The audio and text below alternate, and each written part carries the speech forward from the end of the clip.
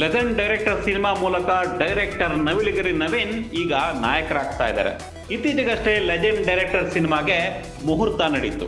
ಈಗಾಗಲೇ ನಿರ್ದೇಶಕನಾಗಿ ಗುರುತಿಸಿಕೊಂಡಿರುವ ನವಿಲುಗರಿ ನವೀನ್ ಈಗ ನಾಯಕ ನಟರಾಗಿ ಬಣ್ಣ ಹಚ್ತಾ ಇದ್ದಾರೆ. ರಾಮೋಹಳ್ಳಿಯ ರಾಮದೇವರ ದೇವಸ್ಥಾನದಲ್ಲಿ ಈ ಸಿನಿಮಾಗೆ ಮುಹೂರ್ತ ನೆರವೇರಿತು.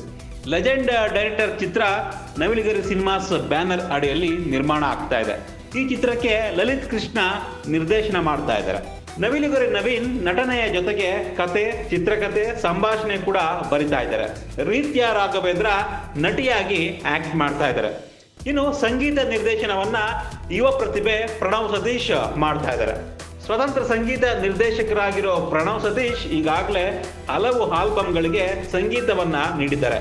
ಯುವ ಉತ್ಸಾಹಿ ಪ್ರಣವ್ ಸತೀಶ್ ಸಂಗೀತ ಭರವಸೆಯನ್ನ ಮೂಡಿಸ್ತಾ ಇದೆ. ಪೃಥ್ವಿರಾಜ್ ಸಂಗೀತ್, ಭುವನ್ ಹಾಗೂ ಉದಯ್ ಲೇಖ ಸಾಹಿತ್ಯವನ್ನ ಬರೆದಿದ್ದಾರೆ. ಇನ್ನು ಈ ಸಿನಿಮಾಗೆ ಚುಂಚನಗುಪ್ಪೆ ಗ್ರಾಮ ಪಂಚಾಯಿತಿ ಅಧ್ಯಕ್ಷರಾದ ರಾಮು ಆರ್ ಗೌಡ ಅವರು ಕ್ಲಾಪ್ ಮಾಡಿದ್ರೆ, ಕ್ಯಾಮರಾ ಚಾಲನೆಯನ್ನ ಚೇತನ್ ದುರ್ಗಾ ಮಾಡಿದರು. ಕೆ.ಸಿ. ಸಿಂಗ್ ಅವರು ಮೊದಲ ದೃಶ್ಯಕ್ಕೆ ಚಾಲನೆಯನ್ನ ನೀಡಿದರು. ಈಗಾಗಲೇ ಸಿನಿಮಾದ ಶೂಟಿಂಗ್ ಭರದಿಂದ ಸಾಗ್ತಾ ಇದೆ. ಡೈರೆಕ್ಟರ್ ಲೆಜೆಂಡ್ ಸಿನಿಮಾಗೆ ನಮ್ಮ ಕಡೆಯಿಂದ ಆಲ್ ದಿ ಬೆಸ್ಟ್.